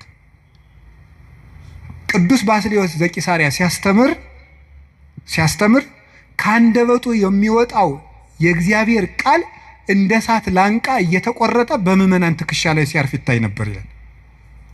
ቃሉ ከመነገሩ የሰሚዎቹ መለወጥ ይቀድማል። ይሄ የእውቀት ኃይል ነው። እውቀት ኃይል የሚያገኘው አብዝተው ስላጠኑት ብቻ ሳይሆን እግዚአብሔር አብሮ ሲቆም ነው። እና እውነቴን ልንገራችሁ፣ አብዝታችሁ ጸልዩልን፣ ቆመን እንዳናበላሽ እንዳንጠፋም፣ የምንናገረው ኃይልም እየመጣ በእናንተ ላይ እንዲለውጥ ብቻችን እንዳንቆም እግዚአብሔር አብሮን እንዲቆም የእውቀት ኃይል የሚባለው እሱ ነው። ቅዱስ ጎርጎርዮስ ዘኑሲስ የኑሲሱ ጳጳስ ጎርጎርዮስ ሀገረ ስብከት ላይ ሲመደብ ጥቂት ክርስቲያኖችና ብዙ እምነት የሌላቸው ነው የነበሩት። እሱ ካስተማረ በኋላ ደግሞ የማያምኑት ቁጥር የቀድሞዎቹ የክርስቲያኖችን ቁጥር አክሎ ክርስቲያኖች ደግሞ የቀድሞዎችን ኢአማንያን ያህል በዝተው ነበር ይባላል። ብቻውን ሙሉ አውሮፓን የለወጠው ኃይለ መንፈስ ቅዱስ ያደረበት ብቻውን አንድ ጳውሎስ ነበር ክርስቲያን ያደረገው መጀመሪያ።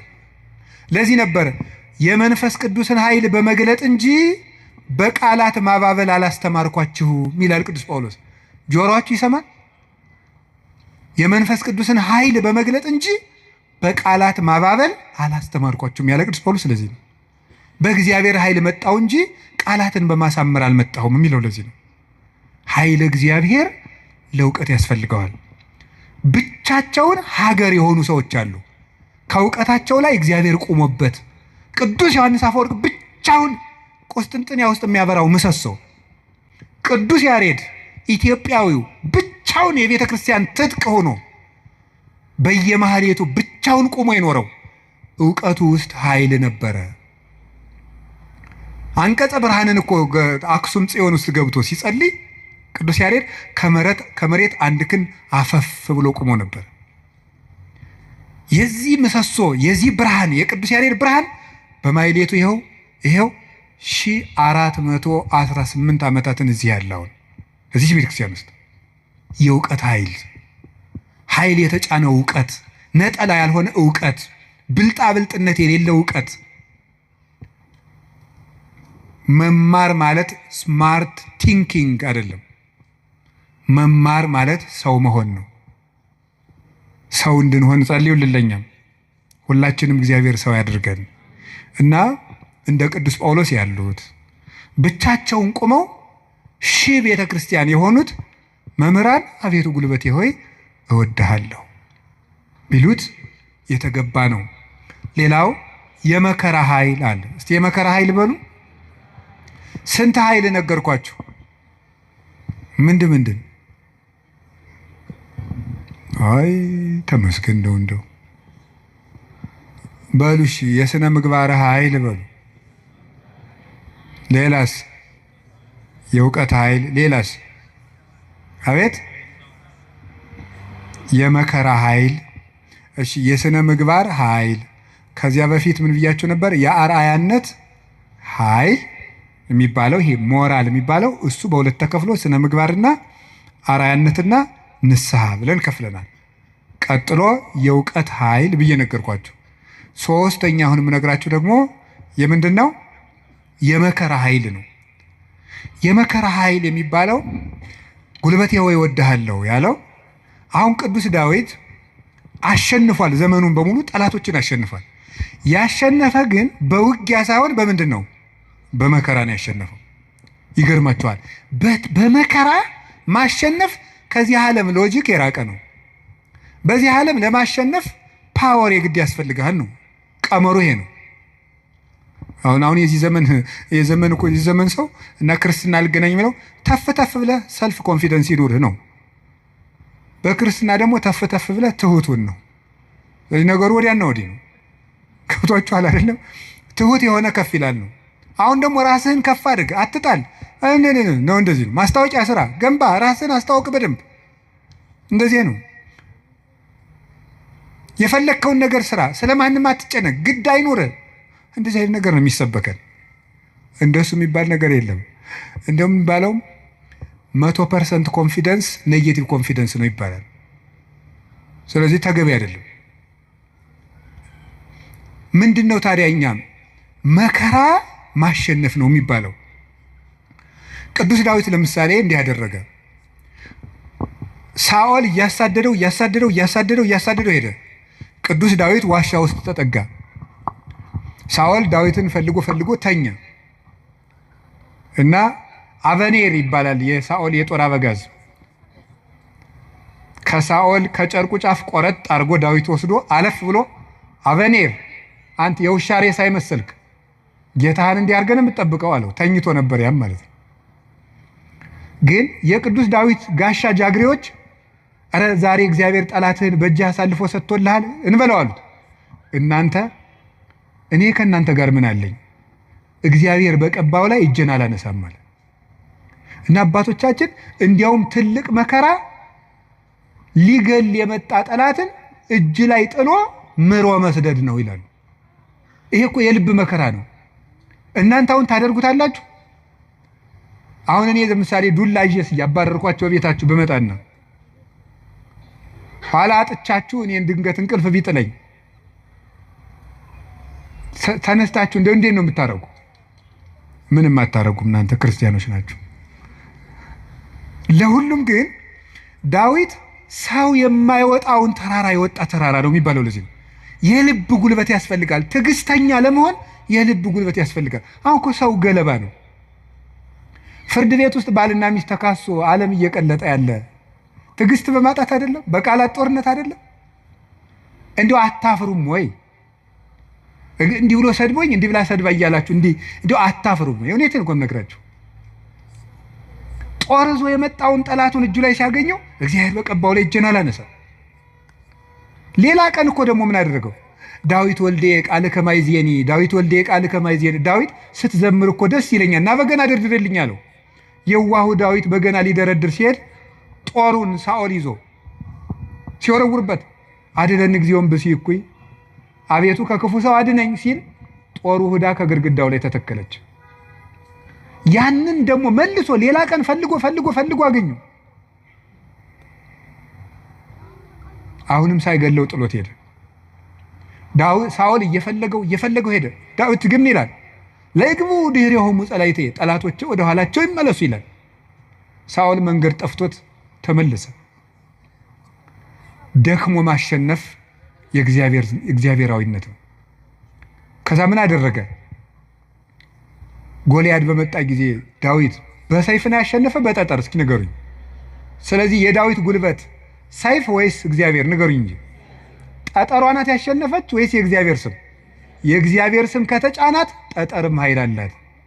እግዚአብሔር ከሌለው ግን ሰይፍም ያስገድላል። ጎልያድ ሰይፍ ይዞ ሄደ፣ ዳዊት እግዚአብሔርን ይዞ ሄደ። ከዚያ በኋላ ስም ወረገመኒ በአማልክት ይሁርኩሳን በረገሙ ጣዖቶቹ ረገመኝ። ዋንሰ ሳይኩ ሰለስተ አይባነ ሙስተፈለግ እኔ 3 ድንጋዮችን ከባህር አነሳው ወጸፍክ ወዲ በፍጽሙ ግንባሩን አልኩት አሚሃ ወርቀ በኃይል እግዚአብሔር በእግዚአብሔር ኃይል ያን ጊዜ ወደቀ።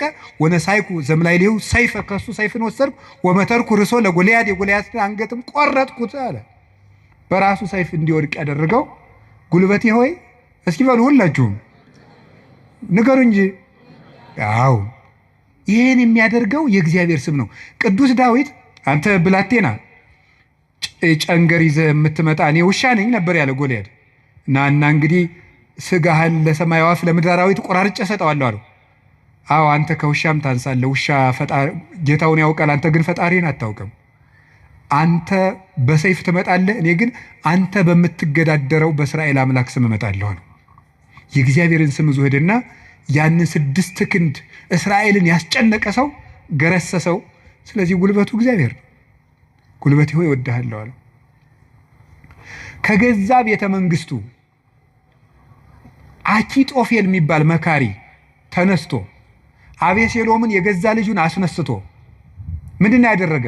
ዳዊትን ሲያዋርደው የዳዊትን ሚስቶች በሙሉ እስራኤል በተሰበሰቡበት ድንኳን አስጥሎ አገር እያየ የአባትህን ሚስቶች ድፈራቸው ብሎ ገብቶ የአባቱ ሚስቶች እንዲደፈር በመጽሐፍ ቅዱስ የተጻፈ ነው አድርጎ አኪጦፌል የሚባል ሰው አዋረደው ዳዊትን።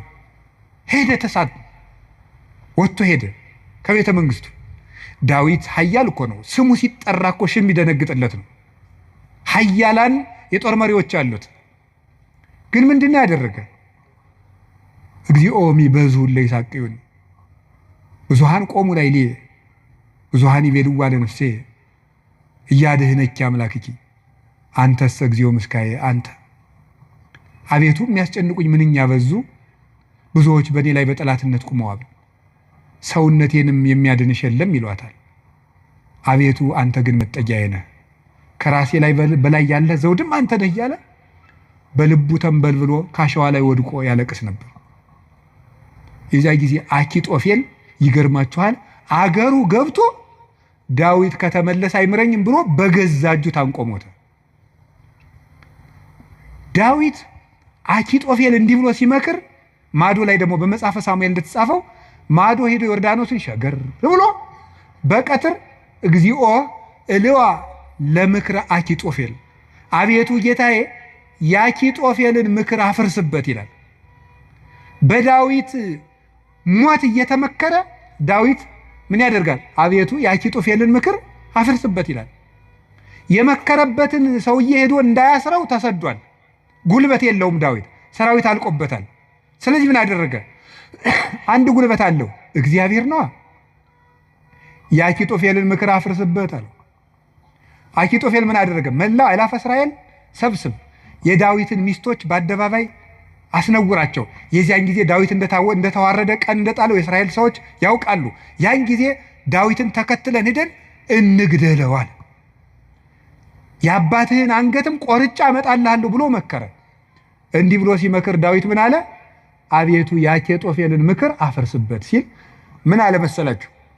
እግዚአብሔር በጠላቱ በአቤሴሎም ላይ የምክር ጥርጥር አሳደረ። አይ የአንድ ሰው ምክር አይመቃም፣ ሌላ ሰው ምክርን ጨምር የተባለ አለና የዳዊት የቀድሞ አማካሪ የነበረ ኩሲ የሚባል ሰው ነበረ።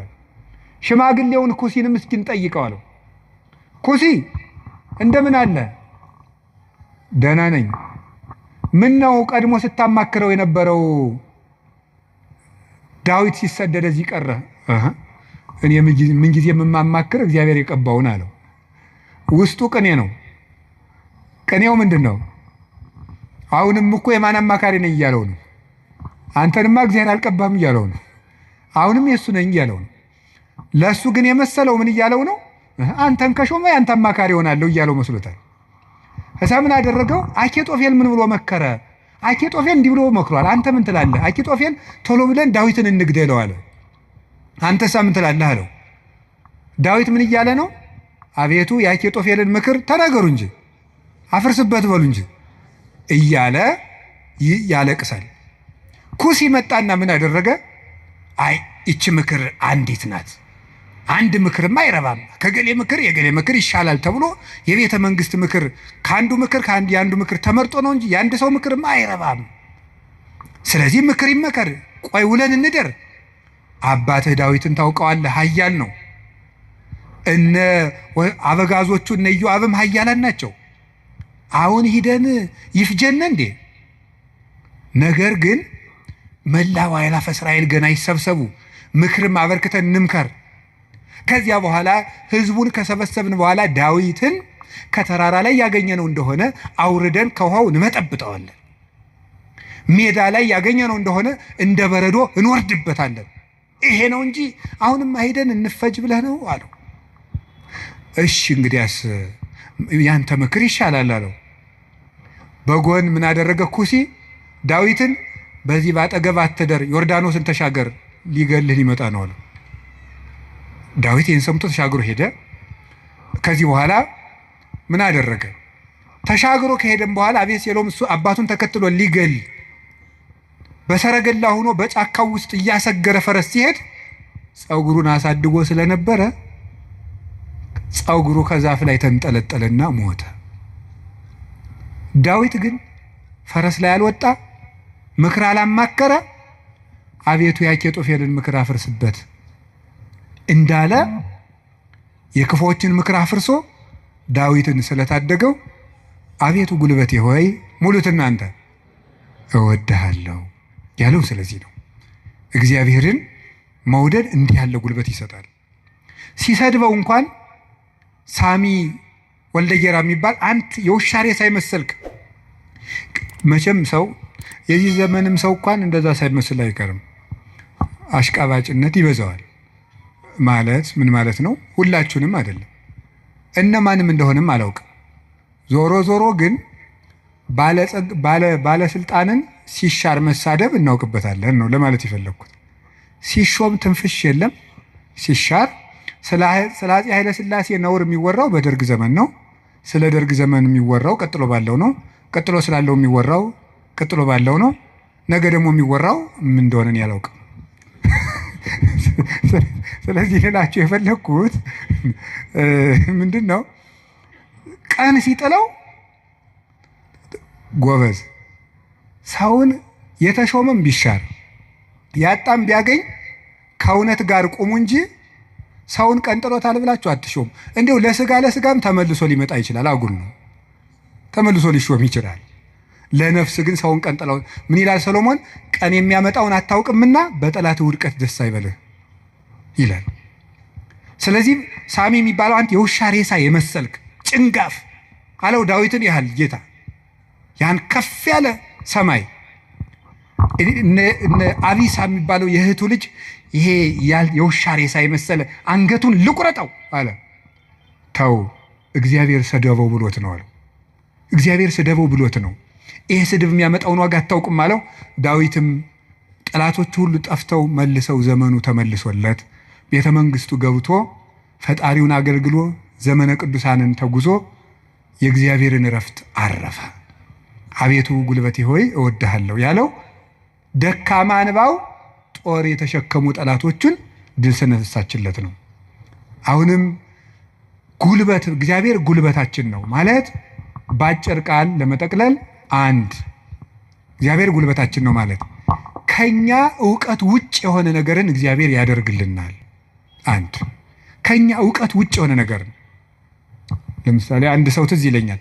እናቱ ታመው እንደ የሰማህ እንደሆነ እንዳትቀየመኝ አደራን ጸበል ይጠመቁ ስንለው በጣም የተማረ ሰው ነው። በጣም ቆይ ጸበሉን የውሃው አይነት ከደማቸው ጋር ማች እንደማድረግና ለማድረጉን መመርመር አለብን። ትንሽ ፈገግ ያሰኛል። እና ይሄ ፈጽሞ አሁን አንዳንድም የከተማ እናቶች ሊቃጣቸው ጀምሮ ነበር አሉት። ክርስትና ሲያስነሱ ውሃ በፌርሙዝ አሙቀው አምጥተው በዚህ አጥመቁልኝ። ይሄ ቀልድ ይመስላል በእውነቱ ማለት ነው። እና ቆይ ክርስትና ሲነሳ ልጄን ይበርደዋል ብላችሁ ታስባላችሁ? እናቶች እንደዛ ካሰባችሁ ሞታችኋል በሉት። ሰውም አይደላችሁ።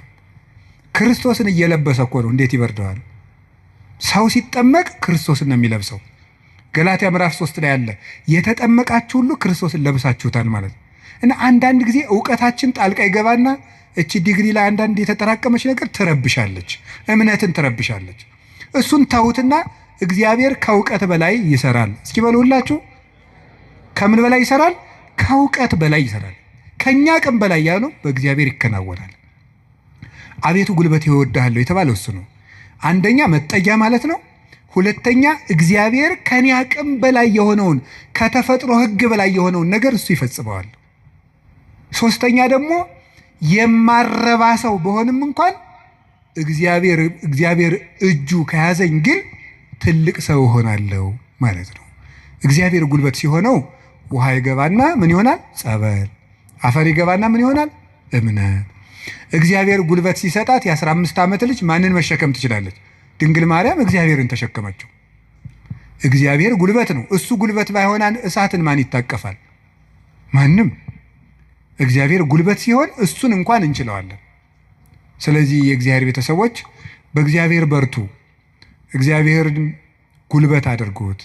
ሁላችንም በእግዚአብሔር እንመካ። ሁልጊዜ ጸልዩ። አንድ ነገር ብቻ ልናገር፣ ወደ እግዚአብሔር ለመሄድ ከየት ልጀምር ካላችሁኝ ጸልዩ። መንፈሳዊ ህይወት ከየት ዛሬ ምናልባት ዛሬ ብቻ ቃለ እግዚአብሔር የምትሰሙ ሰዎችም ትኖራላችሁ። ዛሬ ድንገት የመጣ መጥቶም ማያውቅም ሊኖር ይችላል። መንፈሳዊ ህይወት ከየት እንደምጀምር ግራ ገብቶኛል ካላችሁ መንፈሳዊ ህይወት መጽሐፍ ቅዱስ ሂድና አጥኑ ወይም እንደዚህ አድርጉ ወይም እንደዚህ አይደለም። መንፈሳዊ ህይወት መጀመሪያ ከጸሎት ጀምሩ። በቃ ሌላ መጀመሪያ አባታችን ሆይ በቃ እሱም በሉ። ከዛ ቤተክርስቲያን ውስጥ ተሳተፉ፣ አስቀድሱ። ከዚያ በኋላ መጽሐፍ ቅዱስን በደንብ ተማሩ። እነዚህ ሶስቱ ሁልጊዜ የቤት ስራ እሰጣችኋለሁ፣ እኔም እናንተም ታደርጉታላችሁ። አሁን ዛሬ መልሼ ልሰጣችሁ ነው። ከዚህ በኋላ በሄድኩበት ሁሉ እናገራለሁ፣ ሰው ቢሰለችም ባይሰለችም። እንደ ከርቤ እስከምትመር ድረስ ተናገር ብሏል አንድ የቤተክርስቲያን አባት። እሺ አንደኛው በቀን እንድታደርጉት ሁልጊዜ ነው የምነግራችሁ። እዚህ መድረክም ተናግሬያለሁ። አንደኛው በቀን አንድ ምዕራፍ መጽሐፍ ቅዱስ አንብቡ። ሁለተኛው በቀን ቤተክርስቲያን ሳትገቡ አትዋሉ። እንዲያውም ከዛሬ በኋላ በሰበኩበት ሁሉ ለመናገር ነው ቃል የምገባው እግዚአብሔር ቢረዳኝ። እነዚህን 5 ነገሮች ሰው እስኪያደርጋቸው ድረስ ከቻልኩ እስከምሞት እናገራለሁ፣ እናንተም በጸሎት ካሰባችሁኝ እና ካስጨረሰኝ። ስለዚህ የመጀመሪያው አንድ ምዕራፍ መጽሐፍ ቅዱስ በቀን አንብቡ። ሁለተኛው ቤተክርስቲያን ሳትገቡ አትዋሉ። በቀን መግባት የማያስችል ተፈጥሯዊ ግዳጅ ከገጠማችሁ ደጅ ላይ ቆማችሁ ሂዱ። ሶስተኛው በሳምንት አንድ ቀን ቢያንስ አስቀድሱ። ውስጥ ገብታችሁ በሳምንት አንድ ቀን ቢያንስ ማለት ነው። አራተኛው ንስሐ ግቡ። ንስሐ እንዲያውም ምንድነው የምትባለው? ሌላኛይቱ ከእግዚአብሔር የተሰጠችን ልደት ናት ነው የሚባለው። አንድ ልደት ከእናት አባት ተወልደናል። ሌላ ልደት ደግሞ በጥምቀት እንደገና እሷ ስትደበዝዝ ደግሞ እግዚአብሔር በንስሐ ልደትን ሰጠ። አዳም ከሔዋን እሱን የመሰለ ልጅ እንደወለደ ይላል አረጋዊ መንፈሳዊ የተባለ ሊቅ። አዳም ሔዋን ከምትባል ሚስቱ እሱን የመሰለ ልጅ እንደወለደ ክርስቶስ ከንስሐ ማህፀን እሱን የመሰሉ ልጆችን ይወልዳል ይላል። ደስ አይላችሁም? አዎ፣ እዚያ ንስሐ ማህፀን ውስጥ ገብተን እንደገና ክርስቶስን የመምሰል አባታችን እግዚአብሔርን የመምሰል እድል አለን። እሱ የመንፈስ ቅዱስ ጉልበት ስለሆነ ነው አቤቱ ጉልበቴ ሆይ እወድሃለሁ እንድንል የፈለግኩት። ንስሐ ግቡ። የመጨረሻው ጸልዩ። ሳትጸልዩ አትብሉ፣ ሳትጸልዩ እቤት አትውጡ። ብትችሉ ስግደት ስገዱ። ጥቂት ስገዱ። ትንሽ ከቻላችሁ 41 ካቃታችሁ 21 ካቃታችሁ 7 ካልሆነም 3። ይኸውላችሁ እኛ ለእግዚአብሔር ስንሰግድ ሰይጣን ከኛ ጋር ይወድቃል። ሰው ለእግዚአብሔር ሲንበረከክ የሚያንበረከኩት ከሱ ስር ይንበረከካሉ። ዳዊት ለእግዚአብሔር ይንበረከካል፣ እግዚአብሔር የዳዊትን ጠላቶች ለዳዊት ያንበረከካል። ቀመሩ ይሄ ነው። እኛ ለእግዚአብሔር እንንበረከክ፣ የሚያንበረክኩንን አጋንንት ደግሞ እግዚአብሔር ያንበረከካቸዋል። ሰው ለእግዚአብሔር ሲንበረከክ ትልቅ ነገር ነው። ስለዚህ ጥቂት ስግደት በቀን ስገዱ። ጸልዩ፣ ጸሎት አታቋርጡ። ለጸሎታችሁ ደግሞ ቀመር አታብጁለት። ማለት ምን ማለት ነው? ዛሬ ንጹህ ነኝ ልጸልይ፣ ዛሬ ረክሻለሁ አልጸልይም። በቃ ሁልጊዜ ዝም ብላችሁ ጸልዩ፣ ሁልጊዜ ጸልዩ። ይህን ያደረግን እንደሆነ እግዚአብሔር ጉልበት ይሆነናል ልላችሁ ፈልጌ ነው። መድኃኔዓለም ለሁላችንም ጉልበት ይሆነን። የትንሣኤውን ብርሃን ለሀገራችን ያብራልን። የጨለመብንን ነገር ሁሉ በትንሣኤው ብርሃን ያርቅልን። ለተጨነቁ ሁሉ መድኃኔዓለም ሰላምን ይስጥልን። አቤቱ ጉልበቴ ሆይ እወድሃለሁ። ወስብሐት ለእግዚአብሔር።